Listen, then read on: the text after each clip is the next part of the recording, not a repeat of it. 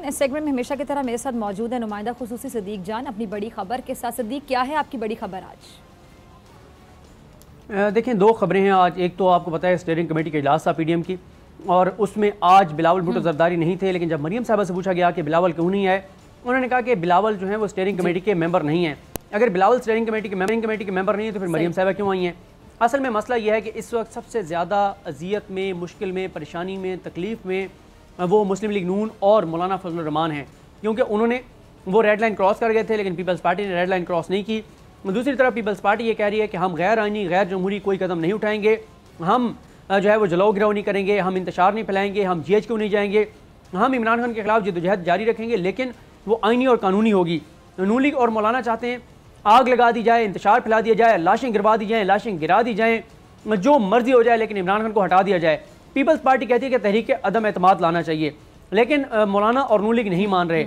अब आज जो इजलास में हुआ वो तहरीक अदम एतमाद पर बात हुई, लेकिन मरियम साहबा ने और फजलुर रहमान साहब ने बाहर आकर झूठ बोला, गलत बयानी की, और बाहर आकर कहा कि कल का जो एहतजाज है हम तो उसकी हिकमत अमली तय कर रहे थे। अब किसको आप बेवकूफ़ बना रहे हैं? एक दिन बाद एहतजाज है, कौन एक दिन बाद वाले एहतजाज की हिकमत अमली तय करता है? इस तरह के एहतजाज की हिकमत अमली तो 15-20 दिन पहले तय हो जाती है। कौन कितने बंदे लाएगा, कहाँ से लाएगा, कैसे लाएगा, रास्ता क्या होगा, कैसे पहुँचेंगे? तो असल मसला ये है कि 31 जनवरी की डेडलाइन वापस ले ली गई है। इंतहाई शिकस्त खुर्दा हालत में प्रेस कॉन्फ्रेंस की गई, चेहरों के ऊपर मायूसी थी। अगर आप उनकी वीडियो देखें जो आज पीडीएम के इजलास की वीडियो जारी की गई है, ऐसे लगता है कि जैसे खुदा न खास्ता कोई फौतगी पे लोग आए हुए हों, ताजियत पे लोग आए हुए हों, कुलखानी के ऊपर लोग आए हुए हों, कि इतनी अफसुर्दगी थी चेहरे के ऊपर, ऐसी शिकस्त थी। वजह यह है कि जो देखें, वैसे जब कोई मूवमेंट चल रही होती है, कोई तहरीक चल रही होती है, उसकी तहरीक को लीड करने वालों के चेहरों के ऊपर अज़म होता है, जुर्रत होती है, बलबला होता है, बहादुरी होती है, उम्मीद होती है। उनके चेहरों को देख के उनके कारकुन मोटिवेट होते हैं।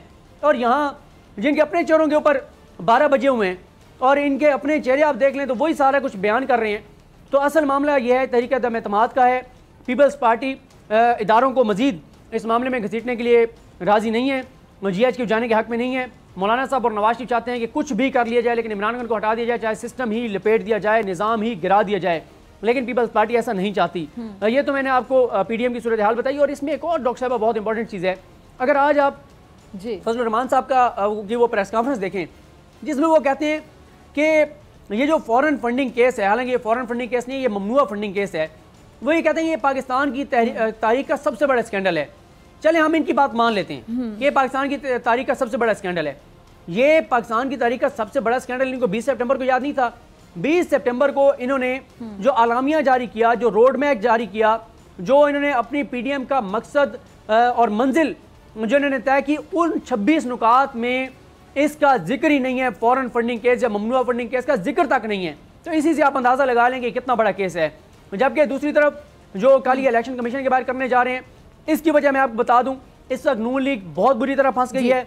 नून लीग के हवाले से जो इलेक्शन कमीशन है वो तहरीरी तौर पर इंकशाफात कर चुका है कि करोड़ों रुपए जो नून लीग को देते रहे हैं उसके इन्होंने सबूत फराहम नहीं किए, किसने ये करोड़ों रुपए दिए। और दिलचस्प बात तो ये भी है कि 70 करोड़ रुपए नून लीग के अकाउंट से मीडिया को दिए गए। अब ये बताने को तैयार नहीं है। फरूख हबीब बार बार इनसे सवाल कर रहे हैं कि आप ये तो बता दें किस एंकर को दिए हैं, किस सहाफ़ी को दिए हैं, किस चैनल को दिए हैं, किस अखबार को दिए हैं।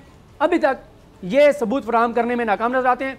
और वैसे मुझे लगता है कि फरूख हबीब साहब ने इन सारों को नॉकआउट कर दिया। जिस तैयारी के साथ वो चैनल्स पर आए हैं, मीडिया के सामने आए हैं, जो उन्होंने सबूत सामने रखे हैं, उसके बाद तो नून लीग जो है वो ख़ास तौर पे बहुत ही शदीद मुश्किल में है। क्योंकि उसकी वजह यह है कि अगर ये तफसील दे देते हैं कि वो करोड़ों रुपए इनको कौन देता रहा है, ये फंस जाएंगे। क्योंकि इससे पहले शहबाज शरीफ के केस में, हमजा के केस में, सलमान शहबाज के केस में ये बात सामने आ चुकी है कि सरकारी ओहदे दिए जाते थे और उनके एवज उसके बदले में किकबैक्स जो हैं वो पार्टी फंड में लिए जाते थे। तो अब इनको हिसाब देंगे, अगर नाम देंगे तो वो चेहरे बेनकाब हो जाएंगे कि किस बड़ी पार्टी से, किस ठेकेदार से, किस बिजनेसमैन से, किसको जिसको इन्होंने ओहदा दिया उससे पार्टी फंड के नाम पे ये पैसे वसूल कर रहे थे। फरूख हबीब साहब का इल्ज़ाम ये है कि ये मनी लॉन्ड्रिंग करते रहे, ये किकबैक्स लेते रहे, ये करप्शन करते रहे, ये लूट मार करते रहे, ये हराम का पैसा हलाल करते रहे, ये ब्लैक मनी को वाइट करते रहे। तो इस वक्त ये सारा जो कल वहाँ पे तमाशा लगाया जा रहा है, उसका मकसद इलेक्शन कमीशन को ब्लैकमेल करके इलेक्शन कमीशन से NRO लेना है और इलेक्शन कमीशन को ऊपर इतना दबाव बढ़ाना है कि वो सिर्फ PTI का केस आगे बढ़ाए, इनका केस आगे ना बढ़ाए। लेकिन ये अब मुश्किल नजर आता है क्योंकि इलेक्शन कमीशन आइन और कानून के मुताबिक अगर काम करता है तो ये भी मैं आपको बता दूं इन तीनों पार्टीज के केसेस का फैसला एक ही दिन आएगा, इकट्ठा आएगा, क्योंकि स्क्रूटनी कमेटी एक ही दिन बनी थी तीनों के लिए। और इलेक्शन कमीशन के तहरीरी अहकामात मौजूद हैं जिसके मुताबिक इन पार्टीज ने डॉक्यूमेंट्स नहीं दिए और ये दोनों बुरी तरह फंस चुके हैं।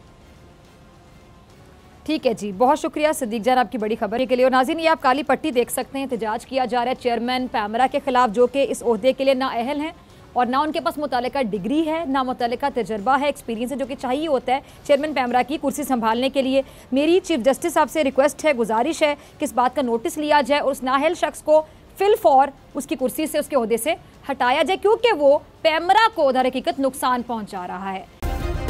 सब्सक्राइब करें और बेल दबाएं ताकि कोई खबर रह न जाए।